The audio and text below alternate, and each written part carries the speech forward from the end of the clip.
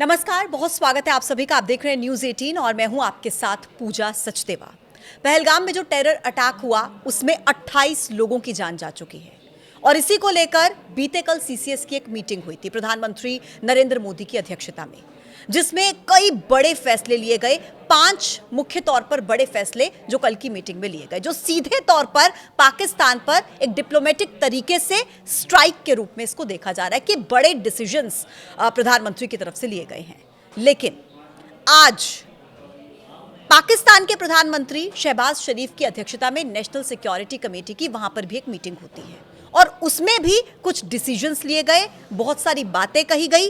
क्या कहा गया, क्या वो फैसले हैं, वो सब आपको विस्तार से हम इस पॉडकास्ट में बताएंगे। मेरे साथ हैं मेरे वरिष्ठ सहयोगी अंकुर त्यागी जी। अंकुर जी, सबसे पहले आप ये दर्शकों को बताइए कि क्या इंपॉर्टेंट ऐसे वो डिसीजंस जो पाकिस्तान की तरफ से लिए गए हैं और उनका हिंदुस्तान पर क्या असर होगा। देखिए, जो मीटिंग थी ये ऑब्वियस थी कि इंडिया ने कल मीटिंग की तो उन्होंने आज की। इसमें उन्होंने मुख्य तौर पे एक बात, जो सबसे बड़ी बात कही है, वो मैं आपको बताना चाहूँगा। उन्होंने कहा है कि अगर इंडिया ने इंडस वाटर ट्रीटी एग्रीमेंट को तोड़ा और साथ ही पानी का जो फ्लो है सिंधु नदी का, उसको मोड़ने की कोशिश की तो पाकिस्तान इसको एक्ट ऑफ वॉर समझेगा, यानी कि पाकिस्तान इसको युद्ध मानेगा। तो एक तो बात उन्होंने ये की। दूसरी बात उन्होंने ये कहा कि जो डिप्लोमेटिक डाउन साइजिंग हुई है तो वो हम भी करेंगे and we also have made a capping of 30 diplomats in the Indian high commission in the Islamabad. जो इंडिया ने भी कल अपनी मीटिंग इंडिया ने भी 30 कर दिया है, उन्होंने भी 30 कर दिया है। ठीक। नंबर 2।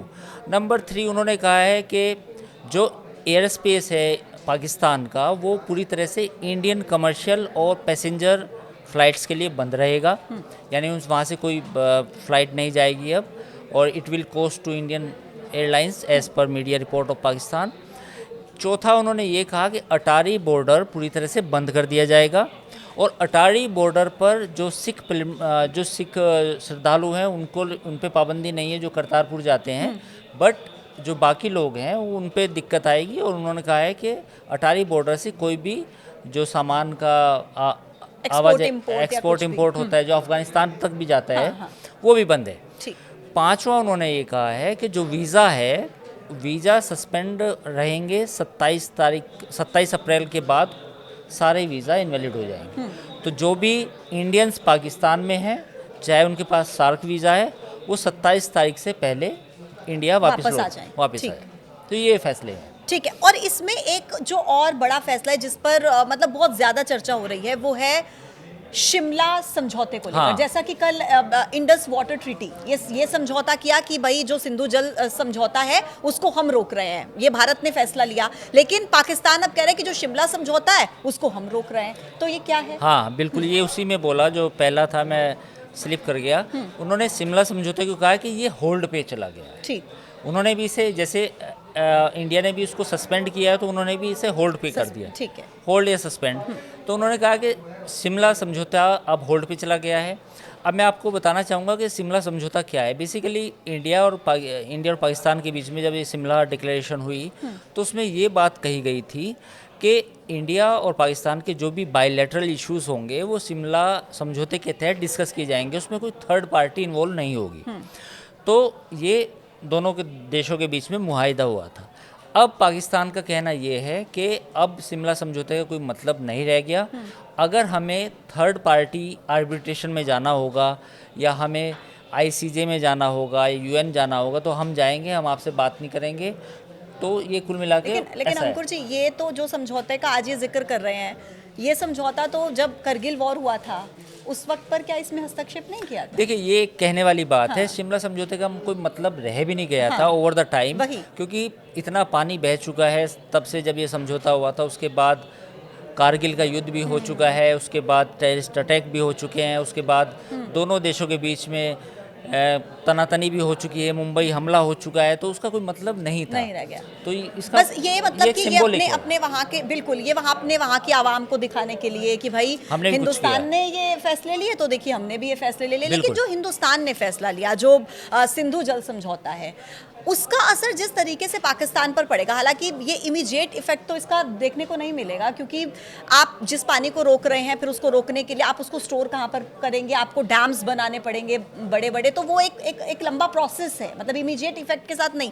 लेकिन जो हिंदुस्तान ने डिसीजन लिया उसका जो असर होगा, क्या ये शिमला समझौते को रद्द करने का या होल्ड करने का असर हिंदुस्तान पर आपको लगता है कि दिखेगा? देखिए, शिमला एग्रीमेंट का तो कोई असर ज़्यादा होने वाला नहीं है, क्योंकि ऑलरेडी जो डिप्लोमेटिक रिलेशन है वो एक लोवेस्ट लो पे चले गए हैं।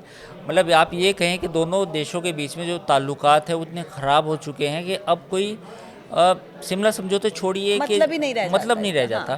क्योंकि देखिए, डिप्लोमेटिक स्टाफ से आप अंदाज़ा लगाइए कि 30 डिप्लोमेटिक स्टाफ होंगे तो बहुत ही कम स्टाफ है। दोनों देशों जैसा, जब दोनों पड़ोसी देश है तो कम से कम 250, 200, 150 इतना स्टाफ होता है। एक तो चीज़ ये। दूसरा जो सवाल आपने पूछा कि एग्रीमेंट इंडस वाटर ट्रीटी का क्या मतलब है, देखिए बिल्कुल असर पड़ेगा, लेकिन हाँ ये बात भी सही है आपकी कि बिना डैम बनाए ये चीज़ें नामुमकिन है कि हम पूरा जो फ्लो है उसको रोक दें। लेकिन बहुत सारी चीज़ें हो सकती हैं, जैसे कि एक तो हर साल नदी में जब भी बरसात होती है, ये लगभग सभी नदियों में होता है कि नीचे किसमें रेत जमता है, जो मैदानी नदियाँ होती हैं, जो पहाड़ पे जैसे सिंधु है वो बिल्कुल पहाड़ों से आती है जहाँ पे पत्थर हैं, तो वहाँ पे सिल्ट जम जाता है, तो वो भी साफ़ किया जाता है। तो हमेशा पाकिस्तान जब भी इस एग्रीमेंट की बात होती थी तो वो ये शिकायत करता था कि जी इसमें सिल्ट आ गया, पानी कम आ रहा है, इंडिया ज़्यादा पानी ले रहा है। तो ऐसे तरीके ऑलरेडी मौजूद हैं जिसमें हम जो बहाव है उसको पूरी तरह ना रोकें, बट उसको कहीं ना कहीं डेविएट कर सकते हैं। मतलब कि फ्यूचर का खतरा तो हमेशा उनको रहेगा इस बिल्कुल समझौते रहेगा, और की ये वजह एक बड़ा झटका है, कोई माने या ना माने, क्योंकि ऐसा नहीं है कि सिंधु का जो पानी है पंजाब सबसे ज़्यादा यूज़ करता है। और मैं अपने दर्शकों को बताना ये भी चाहूँगा कि पिछले 10 दिन से या 1 महीने से पाकिस्तान में सिंधु के वाटर के ऊपर इंटरनल डिस्प्यूट चल रहा है, सिंध प्रोविंस में और पंजाब में।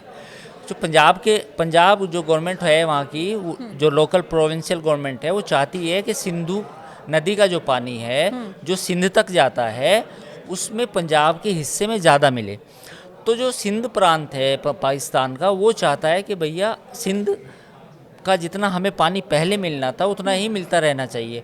तो ये अलग लड़ाई चल रही थी पिछले 1 महीने की। जी। अब इंडिया ने जो स्टेप उठाया है उसके बाद तो उसका कोई मतलब नहीं रह जाता, क्योंकि अगर पानी 50% या 60% भी कम होता है तो ये अपने आप में वहाँ जो पंजाब प्रोविंस के लोग हैं, सिंध प्रोविंस के लोग हैं, उनके लिए बड़ी दिक्कत होगी, क्योंकि पानी एक इसेंशियल चीज़ है। बिल्कुल। मतलब आप और समझ सकते हो। बिल्कुल पाकिस्तान के हालात कैसे हैं ये पहले किसी से छिपा नहीं है। और अभी से अंकुर जी, जो पाकिस्तान ने ये बात कहनी शुरू कर दी है कि अगर आपने इस ट्रीटी को रोका तो इसका मतलब आपने वॉर की शुरुआत कर दी, हाँ, है ना? ये बोला और देखिए, ये मैं मतलब मुझे ये जानना है कि हमेशा पाकिस्तान अगर इंटरनेशनल लेवल पर जाके इस तरीके से रोना शुरू कर देगा तो अब तो पूरी दुनिया के सामने पाकिस्तान का चेहरा बेनकाब है ना। अगर ये कहेंगे कि हमारी जो आम जनता है उसको इससे दिक्कत होगी, तो भाई हमारे हिंदुस्तान के भी तो आम ही लोग मरे हैं ना। तो अगर अब हिंदुस्तान इस डिप्लोमेटिक स्ट्राइक पर पहुंचा है तो आपको क्या लगता है कि इकोनॉमिकल वे में एक स्ट्राइक कर देना, एयर स्ट्राइक हमने पहले देखी है सर, सर्जिकल स्ट्राइक हमने पहले देखी है, लेकिन ये डिप्लोमेटिक स्ट्राइक ये कितनी इंपॉर्टेंट हो जाती है इस समय पर? देखिए, जो भी दुनिया में जो भी अब लड़ाई लड़ी जाती हैं वो कन्वेंशनल वार तो एक लास्ट ऑप्शन होता है कि हम किसी मुल्क के साथ सामने सामने लड़े। वॉर करने के कई तरीके हैं। वॉर करने का तरीका एक ये है कि इकोनॉमिकली दूसरे कंट्री को वीकन किया जाए, उसको कमज़ोर किया जाए। क्योंकि आपने देखें कि पाकिस्तान 90s से जो एक्सपोर्ट कर रहा था टेररिज्म, उसके बाद अब सवाल ये उठ रहा था कि पाकिस्तान को कहीं ना कहीं कंटेन करने की ज़रूरत है। तो इंडिया ने पिछले कुछ सालों से दुनिया को बताया कि पाकिस्तान पूरी दुनिया में एक टेररिज्म एक्सपोर्ट करता है, तो इस पर इकोनॉमिकली सैंक्शंस लगने चाहिए। तो एक संस्था है FATF, financial action task force. FATF क्या करती है कि पूरी दुनिया के जितने भी कंट्रीज़ हैं वो वहाँ पे देखती है कि वो कंट्रीज़ को मदद मिले IMF से या वर्ल्ड बैंक से, जो कंट्री स्टेबल हैं उस पैसे का गलत इस्तेमाल नहीं कर रहे। तो FATF ने पिछले 2-3 सालों में पाकिस्तान पर नज़र रखी। अपने रिपोर्ट्स में ये भी कहा कि आपको विदेश से पैसा फंडिंग नहीं मिलेगी IMF वर्ल्ड बैंक से, क्योंकि आपने टेररिज्म के खिलाफ ज़रूरी स्टेप नहीं उठाए। तो FATF तक भारत पहुंचा था। FATF हो, वर्ल्ड बैंक हो, UN हो, भारत ने बार बार बताया था कि पाकिस्तान का जो मेन एक कोर पॉलिसी है वो टेररिज्म है, और इसी पॉलिसी की वजह से ये भारत को भी मतलब दिक्कत हो रही है। तो पाकिस्तान को FATF ने लास्ट ईयर ही ये इजाज़त दी थी कि चलिए ठीक है, आपका अब हम आपको ग्रे लिस्ट से उठाकर दूसरी लिस्ट में डाल देते हैं, ग्रीन में, और आपको IMF से जो आप लोन लेना चाहते हैं वो मिल जाएगा। तो इसके बाद IMF से लोन मिला पाकिस्तान को। अभी पिछले 3-4-6 महीने से पाकिस्तान के जो हालात हैं वो थोड़े से बेहतर होने शुरू हुए थे, और साथ ही जो एक रेटिंग एजेंसी है फिच ने भी उसकी रेटिंग थोड़ी सी ऊपर की थी। ये जैसे ही हुआ, यानी कि पिछले 2-3 साल में तो बुरी हालत थी, डिफ़ॉल्ट की कगार पे था। जैसे ही पाकिस्तान को हल्का सा सांस आया कि मेरी इकोनॉमी ठीक हो रही है, मुझे IMF से लोन मिल रहा है, FATF की मैं ग्रे लिस्ट में नहीं हूँ, फिच ने थोड़ी सी रेटिंग स्टेबल की है, तुरंत जो है आर्मी चीफ का बयान आ जाता है। बिल्कुल। आर्मी चीफ जो कहते हैं कि कश्मीर हमारे गले की नस है, और हम दो कौमी नज़रिया, 2 नेशन थ्योरी पे पूरा मुल्क बना था। उन्होंने वही सब रेंट जो थी, रेटोरिक था, वो उन्होंने बोलना शुरू कर दिया। और फिर उनके बयान के एक हफ्ते के बाद पहलगाम में ये आतंकी हमला। और अंकुर जी, इसके बाद भी ये बेशरम पाकिस्तान ये कहता है कि हमने नहीं कराया। ये मतलब बोल कैसे देता है? हालांकि सामने आकर ये तो नहीं कहेगा कि हमने कराया है, लेकिन भरोसा कौन करे पाकिस्तान पर? ये वो पाकिस्तान है जो टेररिज्म में गुड और बैड का डिफरेंस करता है कि अगर हिंदुस्तान पे अटैक किया तो अच्छा आतंक है, और अगर पाकिस्तान पर उसी के आतंक का ये मंसूबा उसको झेलना पड़ता है तो फिर ये बैड टेररिज्म हो जाता है। कौन भरोसा करे? देखो, आपको ना पाकिस्तान को समझने के लिए जो भी लोग सोचते हैं पाकिस्तान ऐसा क्यों करता है, तो आपको हिस्ट्री में जाना पड़ेगा। 1947 में जब पाकिस्तान बना तो पाकिस्तान की जो बुनियाद थी वो उसी बुनियाद पे थी कि हमें भारत से अलग होना है, और उनका 2 कौमी नज़रिया जिसकी वो बार बार तस्दीक कर रहे हैं, बार बार कह रहे हैं। आज की जो प्रेस रिलीज़ है फॉरेन ऑफिस की, उसमें भी उन्होंने कहा कि हमारा तो जन्म हुआ था 2 नेशन थ्योरी पे हुआ था। तो वो 2 नेशन थ्योरी उनके दिमाग में, उनके जहन में अभी भी बसी हुई है। वो आज भी इस बात को कहते हैं कि हम और पाकिस्तान इंडिया के साथ रह ही नहीं सकता था। मुसलमान जो थे इस रीजन के, वो हिंदुओं के साथ रह ही नहीं सकते थे। वो जो 2 कौमी नज़रिया है वो उनके दिमाग में इस कदर छाया हुआ है कि वो आज तक वो निकल ही नहीं पाए, और इसका इलाज भी नहीं है। इलाज भी नहीं है। तो ये टेररिज्म वो उसी पॉलिसी का कोर पॉलिसी जब 1947 में बनी थी, तब से उन्होंने इसे अपनी पॉलिसी बनाया था। As a state they have adopted this as an policy. तो जब ये एज ए पॉलिसी उन्होंने अडोप्ट की, तो उसके बाद उन्होंने 1950 में पहले कबायली हमला किया, उसके बाद 1965 की जंग लड़ी, फिर 1971 में उनके 2 मुल्क के 2 टुकड़े ही हो गए, फिर 1999 में कारगिल वार हुआ। तो जब आपकी जहनियत में ये सब चीज़ें हैं तो फिर आप टेररिज्म ही फैलाएंगे, और क्या फैलाएंगे? बिल्कुल बिल्कुल, आपने सही कहा, और इसका कोई इलाज नहीं है। और मैं तो ये कहती हूँ अंकुर जी, ये तो हिंदुस्तान की सहनशीलता है कि अभी तक इस तरीके का कोई कदम नहीं उठाया गया। वरना देखिए, मुंबई अटैक होता है, हमारी संसद पे अटैक हो जाता है, 26/11 हमले हो जाते हैं, उरी अटैक हो जाता है, लेकिन उसके बावजूद भी इंडिया ने कभी भी इस ट्रीटी को नहीं रोका था। कभी नहीं रोका था। बातें चलती रही लेकिन कभी रोका नहीं। क्यों नहीं रोका? कि वहाँ की जो आम जनता है उनको दिक्कत होगी। लेकिन अब पाकिस्तान के खिलाफ तो आर पार की लड़ाई लड़नी होगी। आपको क्या लगता है कि अब सहनशीलता की लिमिट्स क्रॉस हो चुकी है? देखिए, बिल्कुल आप ये समझो कि जो आपका पड़ोस में एक मुल्क है, उसकी पॉलिसी ये है कि हमें इंडिया के साथ लड़ाई लड़नी है, हमें उसके साथ कहीं ना कहीं वो एक कहा गया था कि हम भारत को इतने जख्म देंगे। एक वहाँ के पाकिस्तान के डिक्टेटर ने बोला था कि वो बार बार उन जख्मों को याद करेगा। तो उनको लगता है कि जो उनकी कश्मीर पॉलिसी है वो उनकी कोर है। अगर हम इस गलत फहमी में है कि कश्मीर उनकी कोर पॉलिसी नहीं है, तो ये हमारी नासमझी है। तो पाकिस्तान कश्मीर को लेके भारत के साथ 4 जंगें कर चुका है। जितनी भी चारों लड़ाई लड़ी गई वो कश्मीर को लेके लड़ी गई। आज भी जो बाकी जो आतंकवादी हमले हुए वो एक अलग इशू है, बट उन्होंने 4 लड़ाइयाँ हमारे साथ केवल कश्मीर को लेके लड़ी हैं। तो ये उनके कोर में है। तो आने वाले समय में भी पाकिस्तान सुधर जाएगा, टेररिज्म छोड़ देगा, बात करेगा, इस बात की उम्मीद बेहद कम है। मौका देना ही नहीं ना पाकिस्तान हाँ, को तो। ये अब कोई इसका इलाज नहीं है। इसका इलाज ये है कि पाकिस्तान पर इकोनॉमिकली इतना प्रेशर डाला जाए कि उसकी कमर टूट जाए इकोनॉमिकली। दूसरा डिप्लोमेटिक प्रेशर भी बनाया जाए। और तीसरा और आखिरी जो उपाय बचता है वो मिलिट्री ऑप्शन Military होता है। strike, हाँ। और मिलिट्री ऑप्शन जब होता है तो फिर तो पता नहीं वो कहाँ जाके रुकता है, फिर तो बिल्कुल। पता नहीं क्या हो। और बहुत जल्द उम्मीद करें कि ये होने वाला है।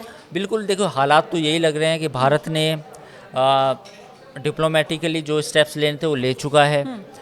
इकोनॉमिकली पूरी दुनिया को बताना होगा कि पाकिस्तान आज भी टेररिज्म को एक्सपोर्ट कर रहा है। FATF में शिकायत कर सकता है भारत IMF से, वर्ल्ड बैंक से शिकायत कर सकता है, क्योंकि आप पैसा दे रहे हैं इनको तो ये देखिए कहाँ इस्तेमाल कर रहे हैं। और तीसरा ऑप्शन मिलिट्री का है। तो अगर मिलिट्री का ऑप्शन होगा, जैसा लग रहा उम्मीद कि शायद होगा, तो फिर वो होगा। वो अब कहाँ होगा, POK में होगा, या किसी पाकिस्तान का जो पंजाब है जहाँ पे टेररिस्ट ग्रुप के कैंप है वहाँ होगा, या फिर इस बार नेवी का इस्तेमाल किया जाएगा। कुछ कह नहीं सकते। It will be decided by the government. सरकार इस पर फैसला करेगी। और ये तो मुझे लगता है कि जब हो जाएगा तभी हमारे सामने ब्रेकिंग के रूप में आएगा, क्योंकि ये तो बहुत इंटरनल सिक्योरिटी का मैटर है। सिक्योरिटी का मैटर है। और ये लेकिन अभी जो हालात हैं उसको लग रहा है कि कुछ ना कुछ तो होगा। मतलब इट्स इमिनेंट। आप इसको डिनाई नहीं कर सकते कि नहीं होगा, क्योंकि जो हालात हैं, जो दोनों देशों के बीच में एस्केलेशन हुआ है वो काफ़ी हाई एस्केलेशन पे दोनों कंट्रीज अब हैं। तो अब भारत की तरफ से तो ये है कि भाई आपने निर्दोष लोगों को मारा है, ठीक ऐसे ही मारा है जैसे हमास ने 7 अक्टूबर को किया था। तो आपने भी तो वही किया है। तो एस्केलेशन तो अब है। अब देखते हैं भारत सरकार इस पे कैसे फैसला करती है। अच्छा, हम लोग कितने तैयार हैं मिलिट्री स्ट्राइक के लिए? आपको क्या लगता है? क्योंकि एक समय तो वो भी होता था जब हमारे सैनिकों के पास बुलेट प्रूफ जैकेट्स तक नहीं हुआ करती थी। आज तो हम देखते हैं कि कितनी आधुनिकता से लैस है हमारी सेना भी, लेकिन फिर भी इस स्ट्राइक के लिए हम कितने तैयार हैं? देखिए 2019 के बाद काफ़ी चेंजेस हुए हैं। 2019 में हमारे पास राफेल नहीं थे, राफेल जेट जो हमने फ्रांस से ख़रीदे हैं। और राफेल को ये माना जाता है कि वो 4.5 जनरेशन का एक फाइटर प्लेन है। तो एक तो वो एडवांटेज होगा इंडियन एयरफोर्स के पास। दूसरा 2019 के बाद चिनूक हेलीकॉप्टर जो हमने ख़रीदे। दूसरा जो इंटरनल इंडियन कंपनीज़ ने डेवलपमेंट किया है, मतलब खुद में मेक इन इंडिया प्रोग्राम के तहत, जैसे होवित्जर तोप हो गई, पिनाका हो गया, ब्रह्मोस हो गया, और S-400 जो हमने रशिया से लिया है, जो एंटी मिसाइल सिस्टम है। तो ये तमाम चीज़ें इंडक्ट हुई हैं पिछले 7-8 सालों में। और 2025 में मैं आपको याद दिलाना चाहूँगा कि अगर ये लड़ाई 2026 में होती तो 25 में सबसे ज़्यादा डिफेंस का प्रोक्योरमेंट होना है, यानी कि जो साजो सामान खरीदा जाना है वो 2025 में सबसे ज़्यादा खरीदा जाएगा। तो मिलिट्रीली अगर हम बालाकोट की बात करें तो बालाकोट टू प्रेजेंट, बालाकोट से अब आज की अगर हम बात करें तो हमने काफ़ी इम्प्रूव किया है as a military, as a air force. तो इस समय भारत की पोजीशन पाकिस्तान से बेहतर है। बेहतर नहीं, मैं कहूँगा बहुत आगे है। बहुत आगे है, क्योंकि 2019 के बाद काफ़ी नई चीज़ें खरीदी गई, नई चीज़ें इंडिजिनियसली डेवलप की गई। DRDO ने भी कई नई टेक्नोलॉजी हासिल की। अभी 4 दिन पहले लेज़र से किसी को मार गिराना है वो परीक्षण किया। उससे पहले सैटेलाइट को मिसाइल से मार के एक टेक्नोलॉजी हासिल की थी। तो ये तमाम चीज़ें हुई हैं। तो टेक्नोलॉजिकली तो मुझे लगता है नहीं कि इस बार अगर कोई लड़ाई होती है, युद्ध होता है, तो उसमें भारत की जो प्रिपेयर्डनेस है, यानी कि जो तैयारी है, उसमें कोई कमी होगी। आप अंकुर जी, क्योंकि लगातार आप इंटरनेशनल मुद्दों को भी कवर करते रहे हैं और आप बहुत बेहतर उसके बारे में जानते हैं, तो मैं एक चीज़ और समझना चाहूँगी। क्योंकि पाकिस्तान के साथ की अगर बात की जाए तो चाइना के अलावा दूसरा कोई देश पाकिस्तान के साथ तो नज़र आता नहीं है। लेकिन अगर हिंदुस्तान की बात की जाए, और वो भी इस आतंक को लेकर, आपको क्या लगता है कि कौन कौन सी ऐसी कंट्रीज़ है जिनका मजबूत समर्थन सीधे तौर पर, चाहे वो सैन्य के रूप में हो या फिर एक इमोशनल और एक जो डेवलपमेंट सपोर्ट होता है, वो इंडिया को मिलेगा? किन किन कंट्रीज़? देखिए, इसमें कोई दो राय नहीं है कि डोनाल्ड ट्रंप यानी कि जो अमेरिका के प्रेसिडेंट हैं, अगर एस्केलेशन होता है, एक सिनेरियो को डिस्कस कर रहा हूँ, hypothetical, I may be wrong, I may be right, but the point is के डोनाल्ड ट्रंप इसमें अच्छा किरदार निभाएंगे अगर एस्केलेशन होता है, क्योंकि कोई नहीं चाहेगा कि दोनों मुल्कों के बीच में जो एस्केलेशन है वो नए लेवल पे पहुंच जाए, क्योंकि दोनों के पास कहीं ना कहीं आपको मानना पड़ेगा at the end of the day के एटॉमिक डेटरेंस है। राइट। और पाकिस्तान तो बार बार बोलता है, इवन हम तो नहीं बोलते उस तरह से कि हम न्यूक्लियर अटैक कर देंगे। तो पाकिस्तान में तो ये ज़्यादा इमोशन में आके वो कहते हैं कि हमारे पास परमाणु बम है। वो शो ऑफ करना है ना। हाँ, शो ऑफ भी करना है। तो लेकिन मुझे लगता है कि अगर एस्केलेशन बढ़ेगा तो अमेरिका उसमें आएगा सामने। और आपने दूसरा सवाल पूछा कि एज ए मिलिट्री हमें कहाँ से सपोर्ट मिलेगा। तो मेरा मानना है कि इजराइल से हमें सपोर्ट मिलेगा कुछ नई टेक्नोलॉजी में। अगर एस्केलेशन होता है, हाइपोथेटिकल क्वेश्चन है, अगर एस्केलेशन होता है तो हमें इजराइल से इस बार भी सपोर्ट मिलेगा। पिछली बार भी जब बालाकोट में स्ट्राइक की गई थी, जो बम यूज़ किए गए थे वो इजराइल के थे। तो मुझे लगता है कि एज ए टेक्नोलॉजिकली इजराइल से सपोर्ट मिलेगा, और एज ए डिप्लोमेटिकली अमेरिका नहीं चाहेगा कि एक नया युद्ध हो, इंडिया और पाकिस्तान आपस में लड़े। तो कहीं ना कहीं अमेरिका बीच में डिप्लोमेटिक प्रेशर बनाएगा। बिल्कुल। तो अभी यही उम्मीद की जाए कि हमें थोड़ा इंतज़ार करना होगा सरकार के डिसीजंस का कि हिंदुस्तान में किस तरीके के फैसले इसके मद्देनज़र लिए जाते हैं, क्योंकि अभी सिर्फ हम इस बारे में चर्चा कर सकते हैं, बात कर सकते हैं, सिचुएशंस को समझ कर ये कोशिश कर सकते हैं कि अगर ऐसा होता है तो फिर क्या होगा। लेकिन फाइनल इंतज़ार अभी सरकार के फैसले का इसको लेकर करना होगा। बहुत शुक्रिया आपका अंकुर जी इस पॉडकास्ट में मेरे साथ जुड़ने के लिए। आज के लिए इतना ही। कल फिर होगी मुलाकात एक नए पॉडकास्ट के साथ। तब तक के लिए आप देखते रहिए न्यूज़ 18। नमस्कार।